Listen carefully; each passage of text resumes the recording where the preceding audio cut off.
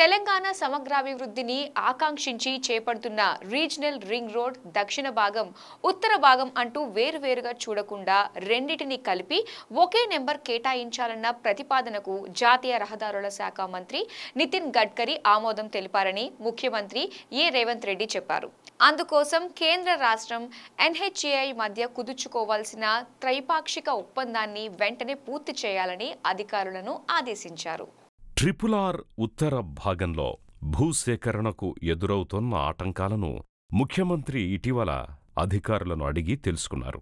Alignment విషయంలో కొందరు రైతులు పొరపడి హైకోర్టును ఆశ్రయించారని అధికారులు వివరించారు.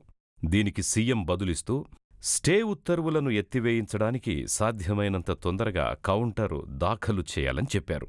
రాష్ట్రంలో జాతీయ రహదారుల నిర్మాణంలో ఎదురవుతున్న న్యాయపరమైన చిక్కులతో పాటు అటవీ భూముల బదలాయింపు, ప్రత్యామ్నాయంగా ప్రభుత్వ భూముల కేటాయింపు, పరిహారం చెల్లింపు, ఇతర సాంకేతిక సమస్యలన్నింటిపై సీఎం రేవంత్ రెడ్డి సమగ్రంగా సమీక్షించారు.